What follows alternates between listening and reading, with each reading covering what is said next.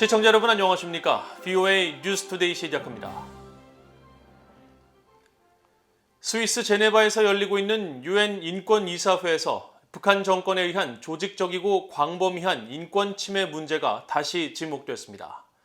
미국은 심각한 북한의 인권 상황 문제를 지적하면서 중국의 탈북민 강제 북송 중단을 촉구했는데 중국은 여전히 탈북민은 난민이 아니라는 주장을 반복했습니다. 첫 소식 김영권 기자가 보도합니다. 미국 정부는 21일 유엔 인권이사회가 개최한 북한 인권 상황에 관한 특별 보고관 보고와 상호 대화에서 고문과 노예화, 임의적 구금을 포함한 북한의 조직적이고 광범위한 인권 침해에 관해 깊이 우려한다며 탈북민 강제 북송 문제를 제기했습니다. We note especially authorities' use of pressure on other countries to return North Korean refugees who, reports indicate, face torture and gender-based violence, including compulsory abortions following their forced repatriation.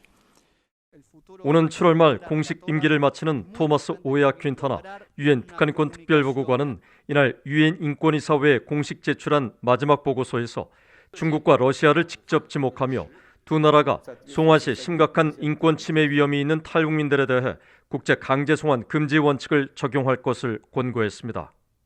The majority of escapees from North Korea have a tumultuous journey towards South Korea during which they are exposed to all sorts of human rights violations. 하지만 중국은 탈북민들은 난민이 아니라며 기존 주장을 다시 반복했습니다.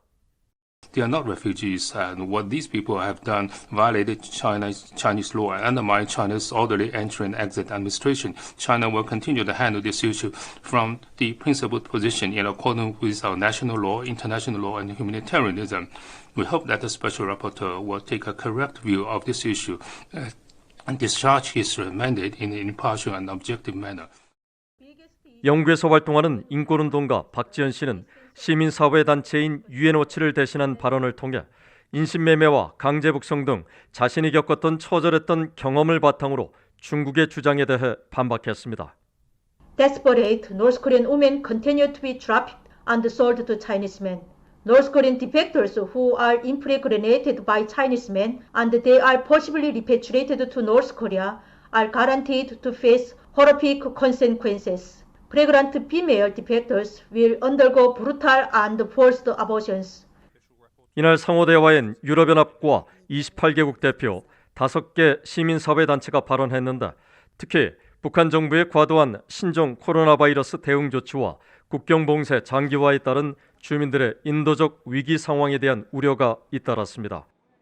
유럽연합은 퀸타나 보고관의 최종 보고서를 북한 인권 결의안에 반영할 예정이라면서 북한은 코로나 팬데믹 초기부터 시작한 주민 고립을 완화할 기미를 거의 보이지 않고 있다고 지적했습니다. What other steps could be considered to draw the government into dialogue about human rights, especially as it continues to isolate further its population and raise military tension with its nuclear and missile development?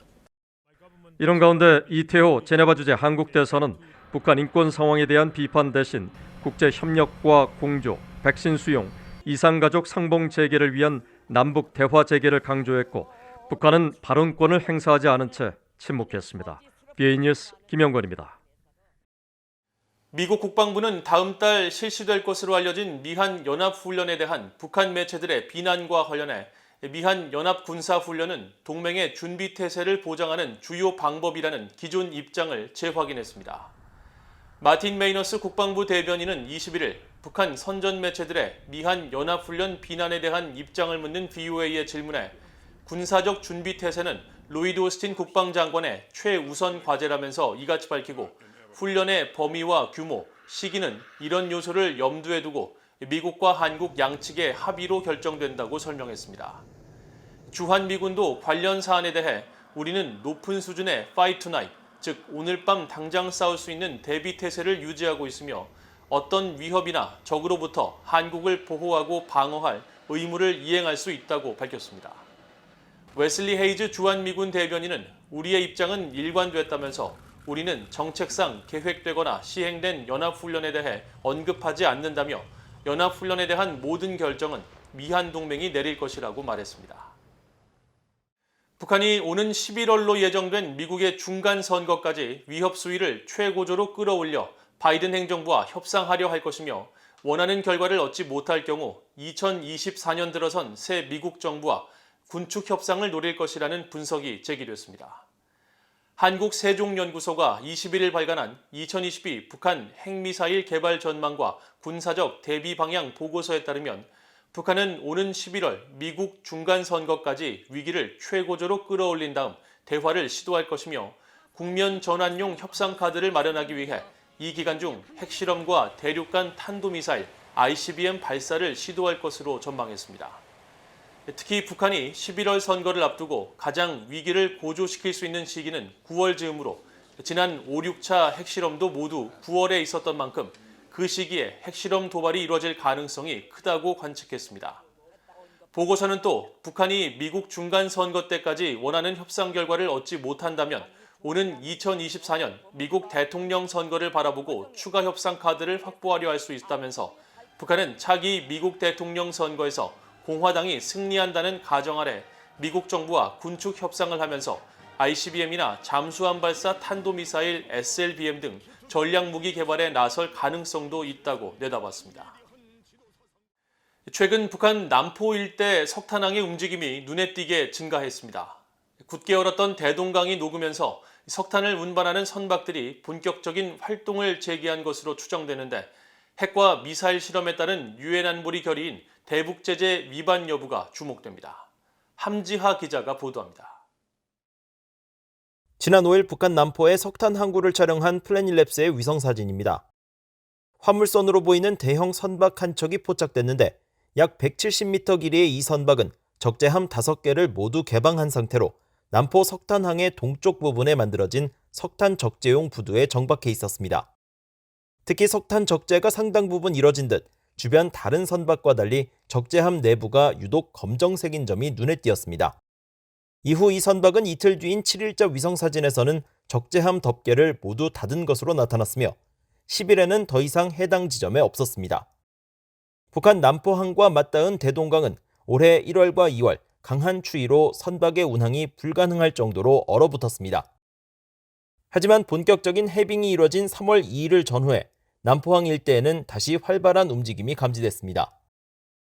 170m 길이의 선박과 별도로 남포 석탄항 서쪽 지대에 3일과 10일에서 12일 그리고 16일 약 140m 길이의 화물선이 정박했다 사라진 모습이 포착됐습니다. 남포항보다 좀 더 내륙 쪽에 위치한 또 다른 석탄 항구 송림항에서도 3일부터 약 2일에서 3일 간격으로 선박 두 척이 북쪽과 남쪽의 부두에 각각 정박하고 있는 사실도 이번 위성사진을 통해 확인됐습니다. 유엔 안보리는 지난 2017년 북한에 잇따른 핵과 미사일 실험에 따른 결의 23715를 통해 북한산 석탄의 수출을 전면 금지했습니다.